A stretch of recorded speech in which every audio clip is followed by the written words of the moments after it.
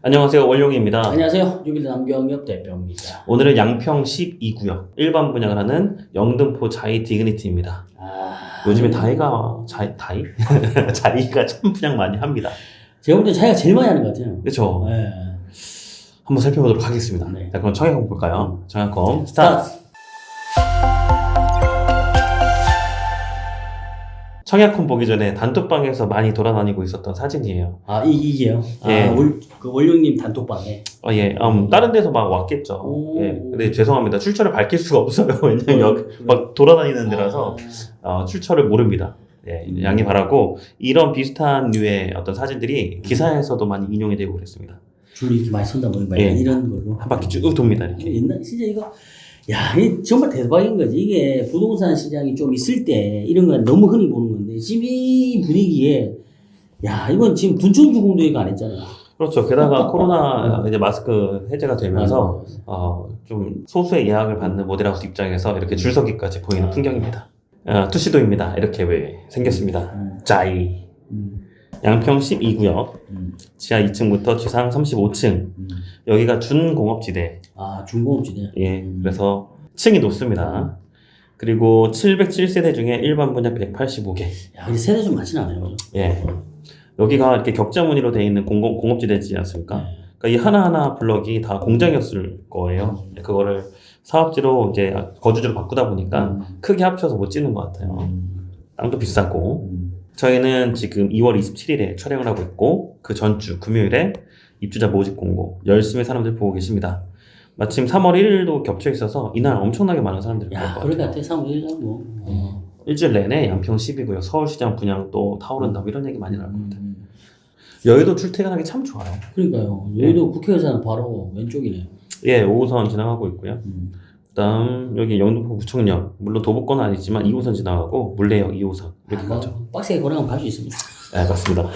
이런 얘기하면 또 그런데 뭐 이상한 소리 하고 있어 그럴 수도 있는데 요새 제가 좀 많이 걷거든요. 이 정도는 뭐 요즘 좀 슬림해지신 것 같기도 하고. 배가 자꾸 팔다리 가르지네. 나이 들면 팔다리 가르지고 배가 나온다고. 열심히 운동하시죠. 네. 여기 자이라서 이 물레 자이고 20년 정도 됐어요, 입주한 지. 근데 물레 자이를 또 표시해놨고요. 이 일대 신축이 많이 없습니다. 이 옆에 건너편에 힐스테이트도 있어요. 이 두 개 단지가 이 대장 노릇을 하고 있는데 밑에 붙어 있는 아파트들 이렇게 뭐 이편한 세상이나 모함이라도 중흥 같은 데가 있는데 이것도 이따 다시 볼 겁니다. 입지는 아주 좋다. 뭐 더할 나위 없이 좋죠. 여기가 신길 루타운이잖아요. 신길 루타운하고도 비교할 만한 동네입니다. 자, 분양가 보겠습니다. 분양가 논란이 있죠. 84제곱 기준에서 발코니 확장비도 엄청 비싸요. 더하면 12억. 와, 이 12억이 2018년도 분양했던 이편한 세상 물레 인근 단지 7억에서 12억 같습니다. 5년 만에. 네. 5년 만에 5억 올랐네. 많이 올랐습니다. 저희 그 둔촌주공에서도 같은 2018년도에 8억 5천 분양가에서 거의 13억까지 올랐잖아요. 예, 뭐 비슷하게 상승. 그 다음에 장위 자이 같은 경우도 원래 2018년도에 6억. 근데 10억으로 분양했죠, 최근에. 그러니까 상승률 보면 거의 비슷비슷합니다. 장애도 지금 다 계약 다 완판됐잖아요. 예, 완판됐다고 떴더라고요. 홈페이지에 완판, 성원의 감사. 그러니까요. 결국 이게 둔촌주공도 그때 뭐 그렇고 장애 같은 경우도 결국에는 될 때는 된다. 네. 위치상으로 봤을 때 될 때 그렇게 뭐 욕하는 사람 많아도 결국에는 판단은 들어가려고 하는 사람들이 판단하는 거 아닙니까? 네. 결국 다 계약을 했다는 얘기는 부수적인 뭔가가 됐기 때문에 이제 됐겠지만. 그리고 보면 그래도 아직도 부동산 시장이 이렇게 어렵지만 분양 시장이 어렵지만 위치가 좋은 데는 또 될 때는 된다. 맞습니다. 그리고 요즘에 그 악성 댓글이 좀 사라졌어요. 좀 사라졌나요? 네, 좀 사라졌습니다. 그래서 이제 마음의 평온이 얼굴에 이제 마음의 안식이 좀 느껴지는 것 같은. 근데 또 가끔 잊을만 하면 지방령께서 또 나오셔서 10만 댓글 성지 뭐 하는데 그게 10만 신경 쓰지 마세요. 그런 거죠. 뭐 괜찮습니다, 여러분. 지금 보면 비규제 지역이 됐어요. 그 다음에 예비를 300% 뽑습니다. 예비는 뭐 똑같네요. 예, 여기 이 숫자가 중요하죠. 이 숫자. 이 숫자에서 이따가 예상 그 경쟁, 그 다음에 경쟁률, 가점 이런 걸 따져볼 때 다시 한번 볼 텐데 이 숫자에서 추첨제를 별도로 빼서 계산해야 됩니다. 근데 지금 진짜 그러고 보면 185개인데 그 185개에서 특공도 빼버리니까 일반이 진짜 몇 개 안 되네. 거기서 추첨까지 또 빼면 몇 개 안 됩니다. 진짜 몇 개야. 그러니까 이제 실제 보이는 숫자보다도 경쟁률은 더 높아 보이고 훨씬 높겠네요. 예, 가점도 엄청 높게 나올 겁니다. 그럴 것 같습니다. 아, 친절하게 또 갖고 왔죠.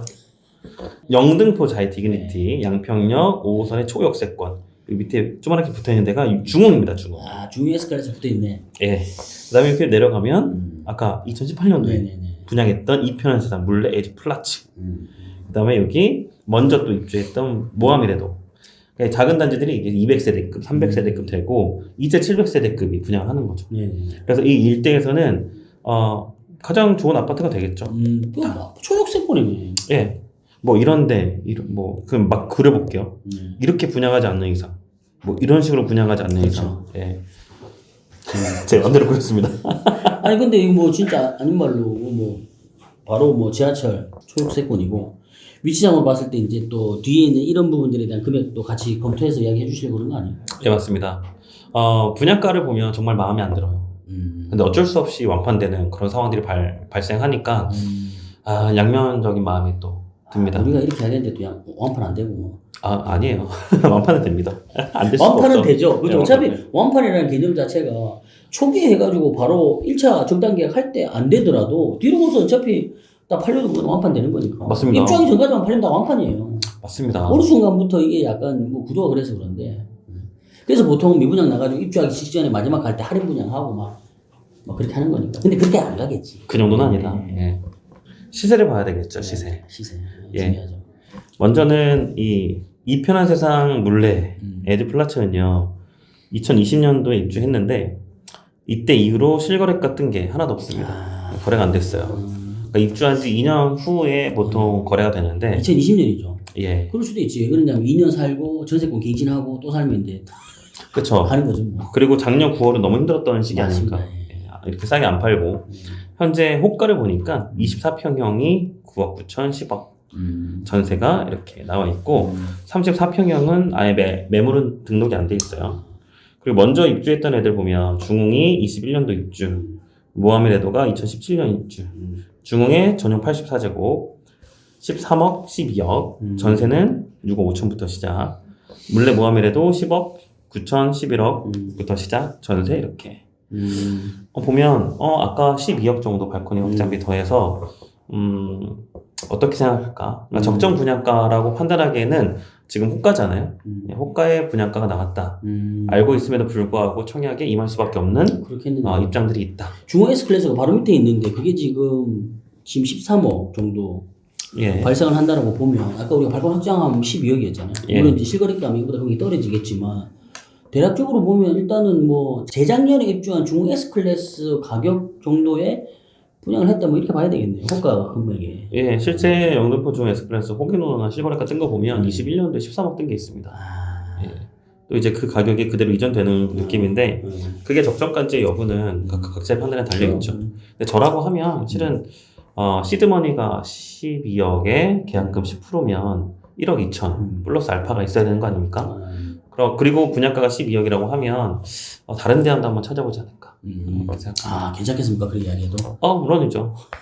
예. 그렇답니다. 장이 자이 분양했을 때도요. 그 위에 있는 퍼스트아이나 장이 포레카운티 같은 신축이 있었어요. 그때 8억대 초반 중반 물건들 많았거든요. 근데 장이가 줍줍에 성공하고 나서 다 그 매물들 싹 없어졌고 맞아요. 9억부터 시작했습니다. 그러니까 이게 주변의 시세에서는 참 좋은데 이 애매한 때를 이용해서는 이제 금매까지도 살 수 있는 어떤 상황이 나올 수 있다. 제 주위에 그 장이 줍줍하신 분이 있더라고요. 네, 축하드립니다. 네. 다 축하드릴 일이죠.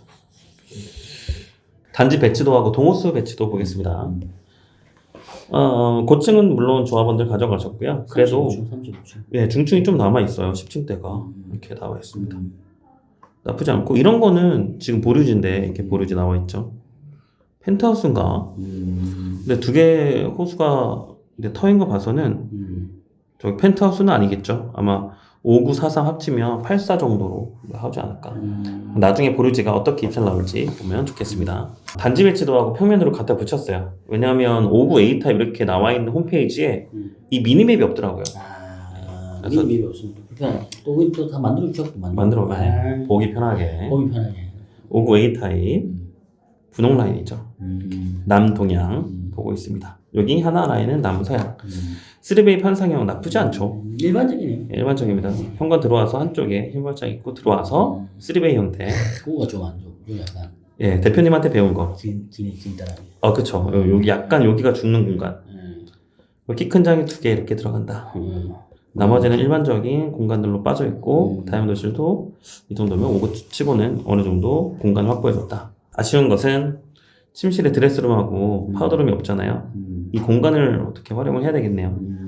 5구 B타입 타워형인데 타워형도 침실 보면 어차피 드레스룸 없는 것은 3베이 판상형과 마찬가지라서 근데 복도 팬트리가 자그맣게 진짜 작아요. 정말 잘하네. 현관 들어오고 나머지 공간은 뭐 비슷하다. B타입은 어디 있냐? 갈색의 라인인데 5호 남동 4호 남동 남서 끝부분하고 꼬다리하고 이렇게 있네요. 예. 일반적인 타워형이다. 5구 C타입은 아까 A타입과 거의 비슷합니다. 예, 그것 데칼코마니 이제 미러형인데 차이점 있다고 하면 다용도실이 좀 더 커요. 나머지는 비슷하다. 84A 타입. 84A 타입은 하늘색 남동향. 그다음 이 라인이 거실과 주방하고 안 맞춰지긴 했지만 이 라인 그대로 따라서 어떤 폭은 이 정도 폭은 확보가 돼 있는 것 같아요. 그래도 이렇게 보이면 좀 연결돼 있게 좀 넓게 튀어 있는 공간으로 보이지 않을까. 복도 팬트리도 중간에 주었습니다. 놀란 건 뭐냐면요, 드레스룸이 꽤 커요. 이거 지금 그거 같은데요. 지금 이게 84A가 어디죠?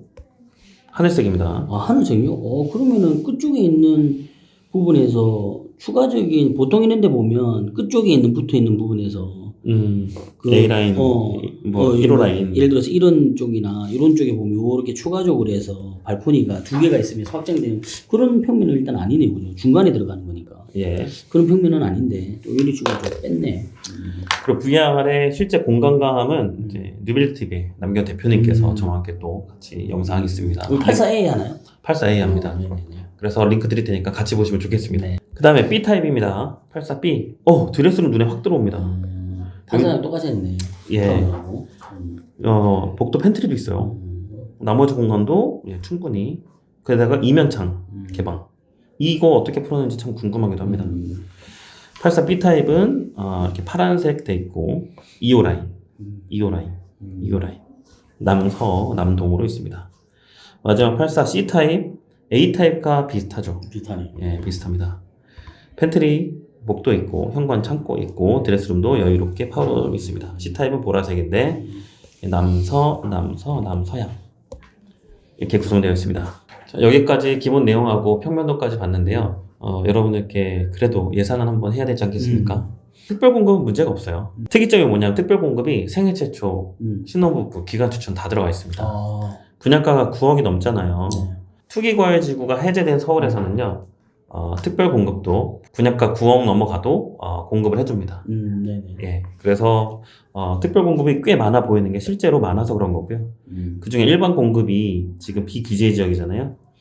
일반 공급 전용 면적 85제곱 이하에서는 가점제가 40%, 추첨제로 60% 공급하지 않습니까? 그렇죠. 60%.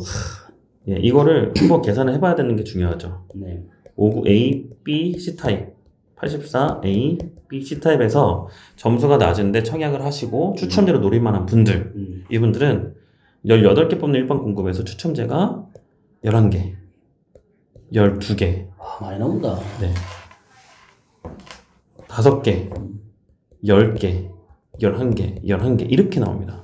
그럼 예를 들어서 84A 타입에 한 500명만 청약이 들어가도요 50대 1입니다. 그러네요. 500명이 청약했을 때 가점제로 몇 명 뽑죠? 네, 17명 중에 7명은 가점제로 뽑으니까 나머지 떨어진 사람들 493명이 10명으로 이제 경쟁을 해야 되다 보니까 이렇게 500대 1에 가까워. 그러니까 예를 하나 든 거고요. 전체 청약자는 한 5,000명을 예로 들어도 5,000명. 네, 5,000명을 예로 들어도 실제 보이는 실 경쟁률은 그보다 훨씬 더 클 수 있다. 예, 그러네요. 그러면서 가점으로 당첨될 수 있는 커트라인은 전 평형 통틀어서 60점 넘어야 된다. 이게 중요해요. 예. 그래서 다행인 건 뭐냐면 1주택자가 처분 조건으로 걸어도 당첨될 수 있는 일부 퍼센트지가 또 있다 보니까 아주 바늘 구멍인데 그래도 가능성이 있다. 그 추첨제는요, 이 나와 있는 숫자에서 곱하기 25%. 또 25%. 네. 와, 4분의 1이네요. 또. 맞습니다. 거기에 또 계산을 하게 되면 뭐 2개 또는 1개 이런 식으로 나오겠죠. 이렇게 비규제 지역으로 된 이후에 서울에서 또 처음 분양하는 아파트 여러분들께 소개해 드렸습니다. 어떻게 보셨나요, 대표님? 저는 개인적으로 다른 건 다 떠나가지고 요즘 같은 부동산 경기, 요즘 같은 청약시장에 또 이게 또 어떤 반향을 일으킬까? 약간 이런 느낌이죠. 뭐냐면 우리가 이제 그 둔촌주공하고 장이 사이 할 때 약간 그런 느낌이에요. 네.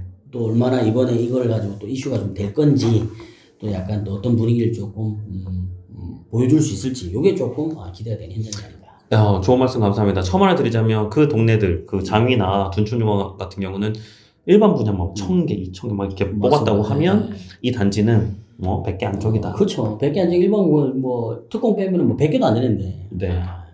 그리고 마지막으로 저희가 옵션을 다루진 않았어요. 네. 근데 옵션가를 84제곱 기준에서 다 더하면 1억이 넘어가는데 그러니까요. 그것도 굉장히 꼼꼼하게 모집공 살펴봐야 되고 해도 뭐 발코니 확장비나 에어컨 정도인데 세세한 옵션 선택 유무에 따른 것은 또 대표님이 다뤄주실 거 아닙니까? 한번 다뤄보죠. 네, 거기서 다시 여러분들 복습하시기 바랍니다.